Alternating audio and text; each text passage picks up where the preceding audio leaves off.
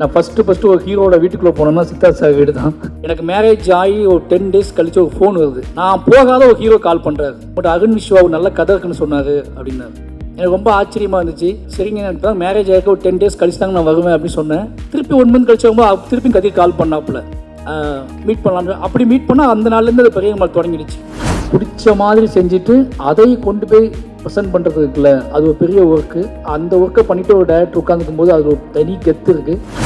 என் ஒய்ஃபே எங்களோட படம் பார்த்தாங்க. நான் எமோஷனல் ஆனதை விட என் ஒய்ஃப் அதிகமாக எமோஷனல் ஆனாங்க. ஏன்னா எனக்கு நான் பிறக்கும்போது ஒரு ஓட்டு வீடு இருந்துச்சு. கிராமத்தில் சொந்தமாக எனக்கு ஒரு ஓட்டு வீடு இருந்துச்சு. கண்ணை முழிச்சு பார்க்கும்போது மேலே ஓடு தெரிஞ்சிச்சு. அந்த ஓடு என்னோடதாக இருந்துச்சு, அந்த நிலம் என்னோடதாக இருந்துச்சு. ஆனால் என் மனைவிக்கு அப்படி இல்லை. அவங்க ரொம்ப கண்ணீர் விட்டு அழுதாங்க. இந்த படத்தில் நிச்சயமாக நான் பேசுகிறத விட அவங்க தான் வந்து பேசியிருக்கணும். நாங்கள் காதலிச்சிட்டு இருக்கும்போது அவங்க ஒரு 4-5 வீடு மாறிக்கிட்டே இருப்பாங்க. நான் தான் திங்ஸ்லாம் தூக்கிட்டு போயிட்டே இருப்பேன். அவங்க ரொம்ப டிஸ்டர்படாக இருக்கும். லவ் பண்ண பையன் வீட்டுக்கு வந்திருக்கான், அவனுக்கு நம்ம வேலை கொடுத்துட்டே இருக்குமே, இந்த வீட்டை காலி பண்ண சொல்லிட்டாங்க, நீ வரதுனால வீட்டை காலி பண்ண சொல்லிட்டாங்க, ஒரு பையன் வந்துக்கிட்டே இருக்கான், வீட்டை காலி பண்ண சொல்லிட்டாங்க அப்படின்னு சொல்லி திருப்பி நாங்கள் வீடு தேடி அடைவோம். அந்த வீட்டுக்கு நான் தான் திங்ஸ் தூக்கிட்டு போவேன். பெருமாள் கமிட் பண்ணியதுக்கப்புறம் கூட, பெருமாள் ஷூட்டிங் முடிஞ்சதுக்கப்புறம் கூட நான் வந்து ரிலீஸ் ஆகிறதுக்கு முன்னாடி சேலம் மாநகரத்தில் நான் வீடு தேடி அலைஞ்சிருக்கேன். திங்ஸ் எல்லாம் தூக்கிட்டு அலைஞ்சிருக்கோம். நீங்கள் நான் டைரக்டராக இருக்கேன்னா அது முக்கியமான பங்கு, அருணோட பங்கு, அது முக்கியமான ஒரு பங்கு. எவ்வளோ சிக்கல்கள் இருந்தாலும் அருண் கூட படம் பண்ணிட்டு தான் சினிமா விட்டு போகணும் அப்படிங்கிற ரொம்ப தெளிவாக இருக்கேன். தமிழ்நாடு கிராம பேங்க், எதற்கும் எப்பொழுதும் உங்கள் நம்பிக்கையான வங்கி. டிகிரி படிக்க வெயிட் பண்ண வேண்டாம். UG and PG courses 100% online at Dr. MGR Online is just a click away. எல்லோருக்கும் வணக்கம். ரொம்ப சந்தோஷமான நாள். ராம் சார் சொன்னது மாதிரி ஒரு கனவு நிஜமான நாள் மாதிரி தான். முதல்ல பேச வேண்டிய விஷயத்த பேசிடுறேன். படம் நான் பார்த்துட்டேன். ஒரு மியூசிக்லாம் ரெடியாகிறதுக்கு முன்னாடி பார்த்தேன். நான் ஒரு மிட் நைட்டில் பார்த்தேன் அந்த படம். என்னோடய அசிஸ்டன்ஸோடு தான் அந்த படம் பார்த்தேன். பார்த்து முடிச்சதுக்கப்புறம் மிட் நைட் 2 மணிக்கு 2:30 மணி ஆகிடுச்சு படம் முடியும் போது. ஃபோன் பண்ணி அருண்கிட்ட பேசிலாம் முடிச்சதுக்கப்புறம் ஸ்ரீகணேஷ்க்கு ஃபோன் பண்ணேன். ஏன்னா எப்போவுமே ஒரு 3 மணிக்கு ஒரு டேரக்டர்கிட்ட வந்து அவங்க படத்தை பற்றி பேசுறதுன்னு ஒன்று இருக்குல்ல, அவங்க என்னவா இருப்பாங்கன்னு சொல்லி. அப்போ தான் ஸ்ரீகணேஷ் வந்து தூங்கி எழுந்த மாதிரியே பேசினாப்புல. அவன் எப்போவுமே அப்படி தான் பேசுவான்னு நமக்கு தெரியும்ல. அண்ணா சொல்லுங்கண்ணா அப்படின்னு ஆரம்பித்தாப்புல. அப்படி கேட்குற ஒரு குரல்கிட்ட இந்த படத்தில் நம்ம ஏதாவது நம்ம என்ன நினச்சிட்ருக்கோம்னா, மனசுக்குள்ளே படம் நம்மளுக்கு முன்னாடியே காட்டுறாங்க அப்படின்னா அதோட குறைகளை சொல்கிறதுக்கு மட்டும்தான் நம்ம வந்து அதோட குறைகளை சொல்கிறதுக்கு மட்டும்தான் நம்மளை காட்டுறாங்கன்னு நினச்சிக்கிறோம் மனசுக்குள்ளே. நானும் அப்படி தான் நினச்சிக்கிட்டேன் போலக்கு அப்படின்னு சொல்லிட்டு ஏதோ பேச தோணுன அடுத்த செகண்டே நமக்கு தோணிடுச்சு, இந்த வண்ணதாசன் கவிதைக்கிட்ட நம்ம என்ன சொல்கிறது. ஏன்னா ஸ்ரீகணேஷை பார்த்தா எனக்கு எப்போவுமே வண்ணதாசன் கவிதை மாதிரி தான் தோணும். அவரோட கவிதைகளுக்கு ஒரு உருவம் இருந்தால் அதுதான் ஸ்ரீகணேஷ். அந்த கவிதைகள் எப்படி பேச ஆரம்பிக்குமோ அப்படி தான் அவர் பேசுவார். நான் அதுக்கு ஒன்றுமே சொல்ல. நிச்சயமாக இந்த படம் வந்து உங்களோட கேரியரோட, உங்களோட என்ன சொல்கிறது, நீங்கள் யாருன்னு தேடக்கூடிய, இன்னும் புதுசாக வரவங்களுக்கு நீங்கள் ஸ்ரீகணேஷ் யாருன்னு சொல்லக்கூடிய ஒரு படமாக இருக்கும். ரொம்ப சந்தோஷமாக வந்துச்சு. ஏன் அப்படின்னா ஒரு படத்தை வந்து நம்ம எடுக்குது என்னென்னா, அது பார்க்குறவங்க எல்லாத்துக்கும் பிடிக்குமா, எப்படிலாம் கொண்டாடுவாங்களா, அது பரபரப்பாக போகுது அப்படிலாம் இல்லாமல் பிடிச்சி மனசுக்கு பிடிச்ச ஒரு வேலையை செஞ்சுட்டு அதோட ரிசல்ட்டுக்காக வெயிட் பண்ணுறது இருக்குல்ல, பிடிச்ச மாதிரி செஞ்சுட்டு அதை கொண்டு போய் ப்ரெசென்ட் பண்ணுறது இருக்குல்ல, அது ஒரு பெரிய ஒர்க்கு. அந்த ஒர்க்கை பண்ணிவிட்டு ஒரு டேரக்டர் உட்காந்துக்கும் போது அது ஒரு தனி கெத்து இருக்குது. அந்த கெத்தோட ஸ்ரீகணேஷ் இருக்காரு. அந்த கெத்துக்காகவே இந்த படம் வந்து நிச்சயமாக உங்களுக்கு ஒரு பேர் வாங்கி கொடுக்கும். அப்புறம் வந்து சித்தார்த் சார் சொல்லி ஆகணும். ஏன்னா நான் ஃபஸ்ட்டு ஒரு ஹீரோட வீட்டுக்குள்ளே போனோம்னா சித்தார்த் சார் வீடு தான். ஏன்னு கேட்டிங்கன்னா ஆச்சரியமாக இருக்கும். கட்டுரை தமிழ் முடிஞ்ச உடனே எங்களை கூப்பிட்டு சார் சொன்னார்ல, எங்களை கூப்பிட்டு பேசின ஒரே ஹீரோ அப்படின்னு சொன்னார்ல, நானும் சார் தான் அவர் வீட்டுக்குள்ளே போவோம். அப்போ சித்தார்த் சார் ஒரு படம் பண்ணுற மாதிரி இருந்துச்சு. அதுக்காக நாங்கள் காடு மலைன்னு ஏறி அலைஞ்சோம். கிட்டத்தட்ட வருஷ கணக்காக அலைஞ்சோம். அந்த படம் இன்னும் நடக்காமல் இருக்கிறதுல ஒரு பெரிய ஆச்சரியம் தான் எனக்கு. ஏன்னா அது படத்துக்கு 10 பாட்டு மியூசிக் போட்டே கொடுத்துட்டாரு. அந்த 10 மியூசிக் பாட்டு ஆல்பத்தையும் கேட்டுக்கிட்டே நாங்கள் ஊட்டி கொடைக்கானல்னு ஒவ்வொரு மலையை ஏறி அடைஞ்சிட்டே இருப்போம். அவ்வளோ பாடி வச்சுருப்பாரு.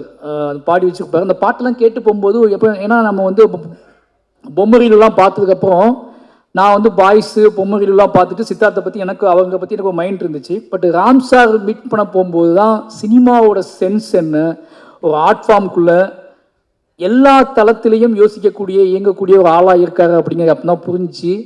அந்த சாங்ஸ் கேட்கும்போது சார் ஒன்றுனா சொல்லுவார், பயங்கர டிஸ்டர்படாக வந்து பாட்டு பண்ணியிருப்பாங்க போல இருக்கா. ஏதாவது பாட்டு ஒவ்வொரு பாட்டோட எமோஷனலையும் சார் போட்டு கேட்டே இருப்போம். அந்த பாட்டெல்லாம் எனக்கு நல்லா ஞாபகம் இருக்குது சார். நான் ஒரு ரிலீஸே ஆகாத ஒரு ஆல்பத்தை ரொம்ப நாள் கேட்டிருக்கோம்னா உங்கள் ஆல்பம் நிறைய நாள் நான் கேட்டுகிட்டே இருந்திருக்கேன். அதில் நிறைய பாட்டுகள் உடையிற சத்தம் கேட்கும், நிறைய அதாவது ஃபுல் எமோஷனலாக இருக்கும் அந்த சாங்ஸ் எல்லாமே. ஒரு ஹீரோக்குள்ளே இவ்வளோ நாலேஜ், சினிமா பற்றி ஒரு நாலேஜ் இருக்குன்னு சொல்லி அவ்வளோ விஷயமா இருக்கும். அந்த ப்ராஜெக்ட் நடந்துச்சுன்னா நிஜமாகவே அந்த ப்ராஜெக்ட்டுக்காக நாங்கள் அவ்வளோ வேலை பார்த்தோம். அது நடக்காமல் போனதில் ஒரு பெரிய வருத்தம் எனக்கு இப்போ வரைக்குமே இருக்குது. அது நடந்திருந்தால் ஊட்டியோட மூளை முடுக்கெல்லாம் நாங்கள் படம் பிடிச்சி காட்டியிருப்போம். ஏன்னா அந்த ஊட்டியோட கிட்டத்தட்ட மாதக்கணக்காக தங்கியிருந்து எல்லா மலை உச்சிகளுக்கும் நாங்கள் போய் அடைஞ்சோம். அதில் ஒரு சம்பவம் நடந்துச்சு, அதை சொல்லி ஆகணும். ஒரு பள்ளத்தாக்கை பார்க்கறதுக்காக நானும் ராம்சாரும் போயிருந்தோம். 2 பேர் மட்டும்தான் போயிருந்தோம். ரொம்ப தூரம் நடந்து போய் மலை உச்சிக்கு போயிட்டோம். உச்சிக்கு போய் ரொம்ப தூரம் அங்கேருந்து திருப்பி வரவே முடியாது, அவ்வளோ தூரத்துக்கு போயிட்டோம். சித்தார்த் சார் படத்துக்கு தான் போய் உட்காந்துருக்கும்போது அது பள்ளத்தாக்கு மூடி இருந்துச்சு பயங்கரமாக. அது எப்போ ஓப்பன் ஆகணுமே தெரிலன்னு சொல்லிட்டு இருந்தோம். சார் நான் சொன்னால் நம்ப மாட்டேங்க, சாயங்காலம் வரைக்கும் உட்காந்துட்டு இருந்தோம் 2 பேர். ஓப்பன் ஆகணும்னு சொல்லி ஓப்பனே ஆகலை. அது நாங்கள் 2 பேர் உட்காந்து வேறு வேறு கதைகள்லாம் பேசிட்டு திரும்பி வந்துட்டோம். அது மாதிரி தான் அந்த ப்ராஜெக்டும் என்றைக்காவது ஒரு நாள் ஓப்பன் ஆகும். அதுக்கப்புறம் team Devani ma'am, Sathkumar sir, Devani ma'am sir என்னை உட்காந்து பேசிட்டு இருக்கும்போது ராம் சார் கேட்டார், டேய் தேவானி மேம் அடிக்கடி ராமண்ணான்னு சொல்லுவார்ல, அது என்ன படம்டா மறந்துடுச்சுடா அப்படின்னாரு. நான் பஞ்சதந்திரம், ஏன்னா நிறைய மிட் நைட்டில் வந்து அவர் பார்க்குற டிவிடி பஞ்சதந்திரம் தான் மைக்கில். அதில் உங்கள் காமெடி வரும்போது நாங்கள்லாம் பயங்கரமாக சிரிப்போம் அவர் கலாய்ச்சி.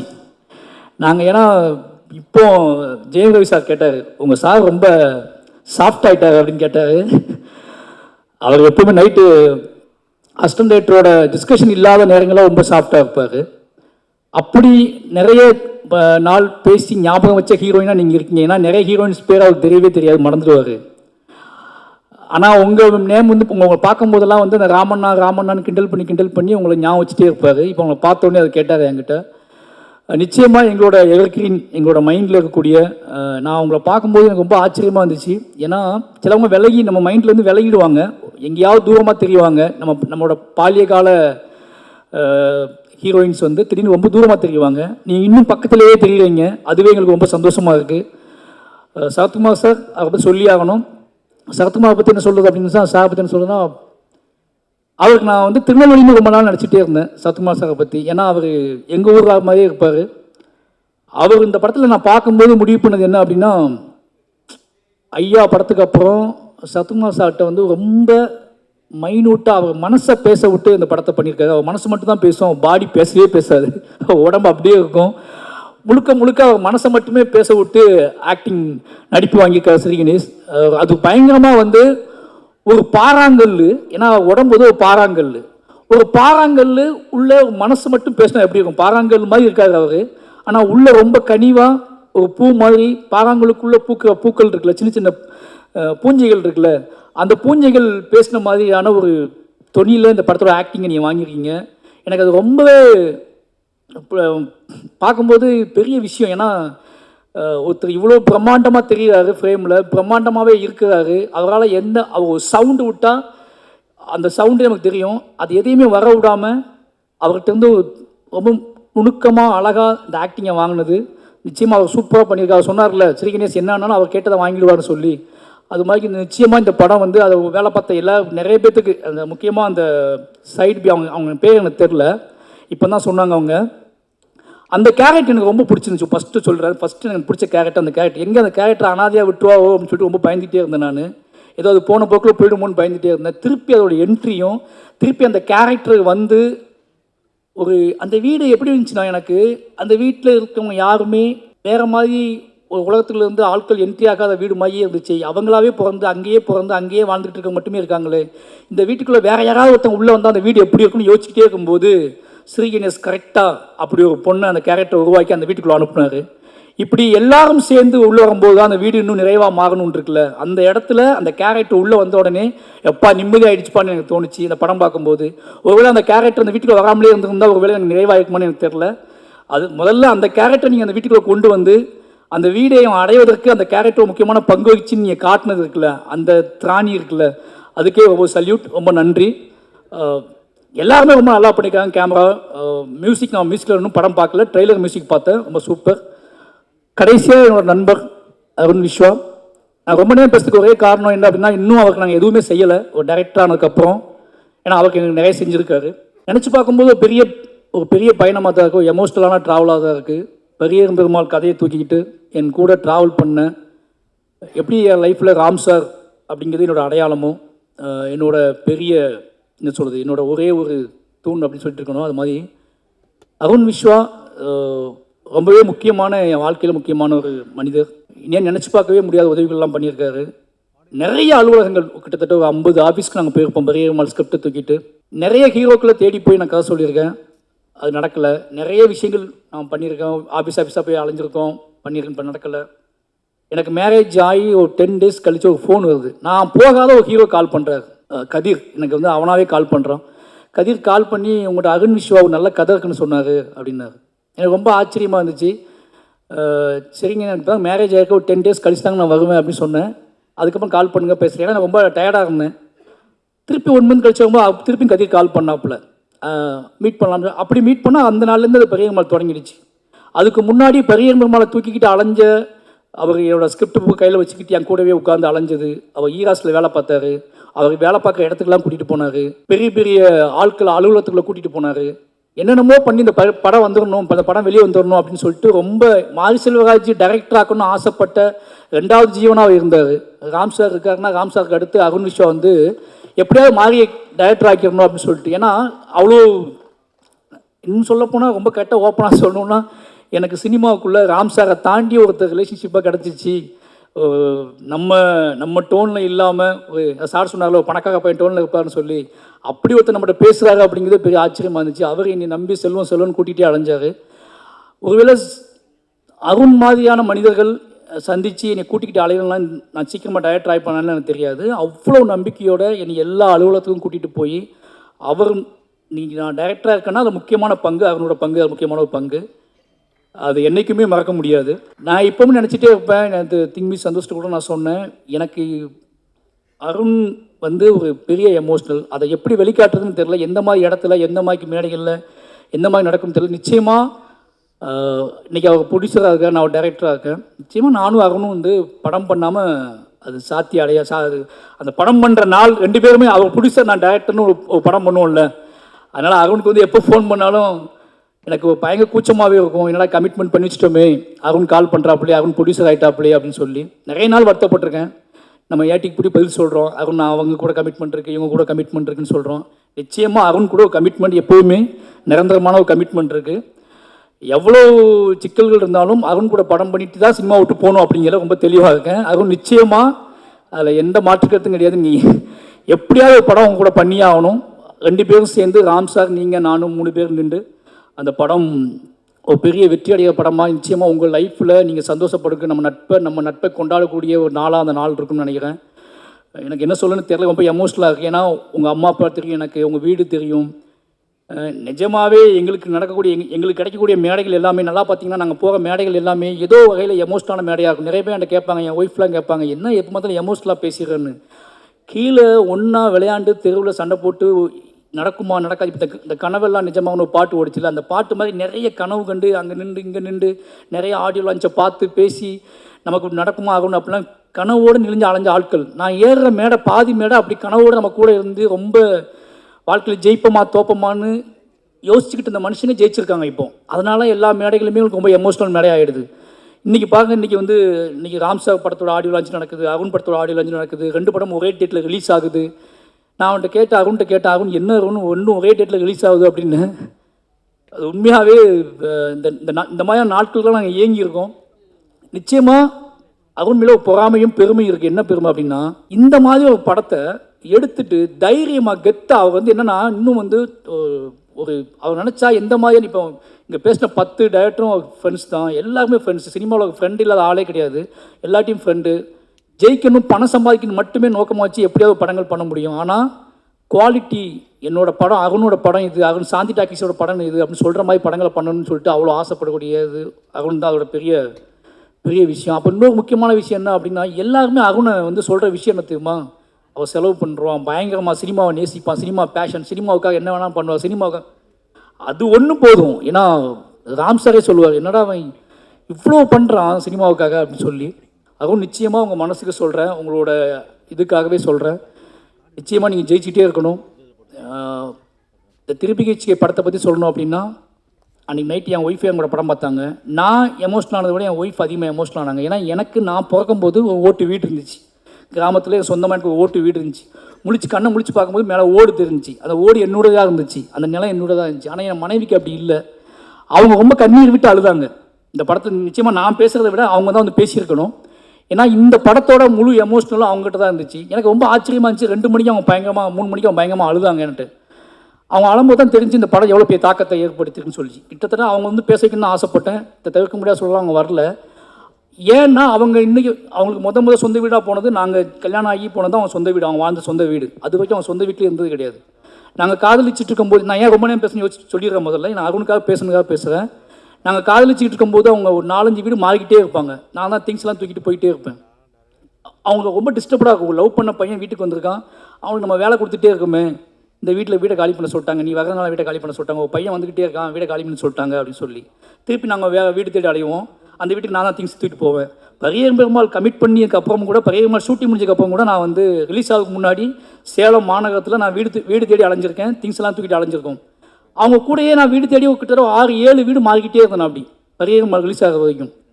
அதுக்கப்புறம் சென்னை வந்து நான் டைரக்ட் ஆனதுக்கப்புறம் வீடு தேடி அலைஞ்சிட்டே இருந்தோம். அப்போ தான் எனக்கு புரிஞ்சிச்சு அவங்க ரொம்ப எமோஷனல் ஆவாங்க. எல்லாம் சொந்த வீடு வாங்க சொல்லிட்டே இருப்பாங்க. எனக்கு சொந்த வீடை பற்றி கவலையே இருந்தது கிடையாது. ஏன்னா நான் ராம்சார் கூட இருந்தவன். எனக்கு எல்லாமே ஒரே மாதிரி ஃபீல் ஆகும். அதனாலே அவங்க வீடு வாங்க சொல்லிட்டே இருப்பாங்க. பெருமாள் ஹிட்டான உடனே எதை பற்றி யோசிக்காமல் ஒரு வீடு வாங்கிட்டு அப்படின்னு சொன்ன உடனே கர்ணன் முடிச்சுடும் அவங்க சொந்த வீடு வாங்கி கொடுத்துட்டேன். நான் அந்த வீட்டை தான் இப்போ இருக்கோம். எனக்கு நான் யோசிச்சு பார்க்கும்போது இது ஒரு பெரிய விஷயமா, நான் அந்த வீட்டை பார்க்கறதுக்கும் போகல, அந்த வீட்டை பற்றி எதையும் யோசிக்கவும் போகல. வீட்டை பார்த்தோம், இது இப்படி ஆகணும், இது இப்படி ஆகணும்னு எதுவுமே யோசிக்கலை. வீட்டை வாங்கி வாழ்ந்துட்டோம். நேரம் ஆக ஆக ஆக நீங்கள் வீடுகள், அதாவது என்ன சொல்கிறது, இது வரைக்கும் நுழையாத வீடுகளுக்குள்ளே நுழைஞ்சி அந்த வீட்டுக்குள்ளே இருந்து பேச ஆரம்பிக்கிறீங்க. உங்களோட ஆக்டிங்கும் உங்களோட சென்சிபிளும் இந்த கதையோட நேர்மையை நீங்கள் புரிஞ்சுக்கிட்டதுனால தான் ஏதோ வகையில் அதை தென்பட்டுக்கிட்டே இருக்கு. எனக்கு ஃபஸ்ட்டு நான் பயந்தேன், ஓப்பனாக சொல்லணுன்னா இது எப்படி இந்த வீட்டுக்குள்ளே எப்படி சித்தார்த்து செட் ஆவாங்க அப்படின்னு நினச்சிக்கிட்டே இருந்தேன். ஆனால் அது நீங்கள் தெருவில் அலையும் போது, உட்காரும்போது, அப்பாவை பார்க்காம குனிஞ்சிக்கிட்டு நடந்து வரும்போது அப்போ தான் புரிய ஆரம்பிச்சு. ஏன்னா எனக்கு அப்படி கிடையவே கிடையாது லைஃபு. நான் ரொம்ப நிமிர்ந்து அலைஞ்ச பையன். ஒரு மாதிரி வீட்டுக்குள்ளே வேறு மாதிரி இருப்பேன். வீட்டுக்குள்ளே வாழ்கிற அந்த மிடில் கிளாஸ் பசங்களோட மைண்ட் செட் இருக்குல்ல, அதை இப்போ இந்த படத்தில் தான் நான் ஃபஸ்ட் டைமாக லைவாக பார்க்குறேன். எனக்கு அப்படி இருந்ததே கிடையாது. எங்கள் வீடு திறந்தே கிடக்கும், வாசலும் கிடையாது, முன்பக்கம் கிடையாது, பின்பக்கம் கிடையாது. இப்படி அடைப்பட்ட வீட்டுக்குள்ளே எனக்கு ஒரு சீன் போதும் சார். அந்த வீட்டு ஓனர்கிட்ட பேசுகிற ஒரு சீன் போதும் எனக்கு. அது ரொம்ப ரொம்ப டிஸ்டர்ப் பண்ணிச்சு என்னைய. ஏன்னா ராம் சார் நானும் நிறைய ஓனர்கிட்ட அப்படி கஷ்டப்பட்டுருக்கோம். தூக்கிட்டு அலைஞ்சிக்கிட்டே இருப்போம். பில்டிங் தூக்கிட்டு ஒரு பாட்டு சத்தமாக வந்துச்சுன்னா மறுநாள் காலம் கதவை தட்டிடுவாங்க. உங்கள் பாட்டு போட்டதுக்கெலாம் நாங்கள் வீட்டை காலி பண்ணியிருக்கோம், ஓகேங்களா. அவர் செல்லாம் மூட பயங்கரமாகி சித்தார்த்து பாட்டு போடுறான்னு சொல்லிட்டு பெருசாக போட்டுவிட்டு சவுண்டு வச்சு விட்ருவாரு. மறுநாள் காலையில் வந்து வீட்டை காலி பண்ண சொல்லிடுவாங்க. இப்போ திங்ஸை தூக்கிட்டு வேறு வீட்டுக்கு போவோம். ஏதோ வகையில் இந்த படம் அருணுக்காக, வெறுமன அருணுக்காக மட்டும் இல்லாமல் அருண் போன்றே டைரக்டர், அருண் மாதிரியே ஹீரோ, இது எல்லாருமே சேர்ந்து அமைஞ்சிருக்காங்க. நிச்சயமாக இந்த படம் மிகப்பெரிய வெற்றி அடையணும். நம்பி குட்டி குட்டியாக இந்த மாதிரி விஷயங்களை நம்பி, மக்களை நம்பி ஒருத்தர் உழைச்சி இவ்வளோ நாள் உழைச்சி அதை கொண்டு வந்து கொடுக்குறது முழுக்க மக்களை நம்பி மட்டும்தான். வேலை பார்க்கும் போதே நிறைய பேர் சொல்லுவாங்க இது ஒர்க் அவுட் ஆகுமா ஆகாதா அப்படின்னு நிறைய பேர் பேசுவாங்க. ஆனால் அதையும் தாண்டி ஒரு கிரியேட்டர் நினைக்கிறது மக்கள் இருக்காங்க. மக்கள் ஏதோ உனக்கு இயங்குறாங்க, அவங்களுக்கு நம்ம அதை கொடுப்போம், அவங்க சொல்லட்டும் நம்பி தான் எடுக்கிறாங்க. அப்படி எடுக்கப்பட்ட படம் திருபிகைக்கு நிச்சயமாக இந்த மக்கள் கொண்டாடுவாங்க நம்புகிறேன். அப்படி ஒரு பெரிய வெற்றியில் உங்களை சந்திக்கிறேன். நன்றி. சுவாதி உண்மையிலே சுவாதி எங்கள் வீட்டில் ஒருத்தங்க மாதிரி தான். சுவாதி ஏன்னா அருண் அழகு, ரொம்ப அருண் எப்போவுமே ரொம்ப அழகாக இருப்பார். சுவாதியோட இருக்கும்போது மட்டும்தான் அருண் ரொம்ப அழகாக தெரிவார். ஏன்னா அருணுக்குள்ளே அருண் என்ன மாதிரி கேரக்டர்னு நமக்கு தெரிஞ்சுக்கணும் ஆசைப்பட்ட சுவாதியை பார்த்தா தெரிஞ்சிடும். சுவாதி தான் அருண். ரொம்ப சந்தோஷம் சுவாதி, இன்றைக்கி நீங்கள் ஒரு தயாரிப்பாளராக நீங்கள் வந்து இருக்கிறதுக்குல ரொம்ப சந்தோஷம். ஏன்னா நானும் என்னோடய மனைவியை தயாரிப்பாளர் ஆக்கியிருக்கேன், அருணும் தயாரிப்பாளர் ஆக்கியிருக்காங்க. ராம் சார் ஏதோ எல்லாரும் நினச்சிட்டு இருக்காங்க ராம் சார் பண்ண பிரம்மாண்டங்கள்லாம் நாங்களாம் இருக்கோம். இது எல்லாமே ராம் சாரால் நிகழ்ந்தது. அப்படி நிகழ்த்தப்பட்ட ரெண்டு பேர் வெற்றியாளர்கள் தான் நானும் அருணும். ரொம்ப நன்றி சுவாதி, தேங்க்யூ. தமிழ்நாடு கிராம பேங்க், எதற்கும் எப்பொழுதும் உங்கள் நம்பிக்கையான வங்கி. டிகிரி படிக்க வெயிட் பண்ண வேண்டாம். UG and PG courses 100% online at Dr. MGR Online is just a click away.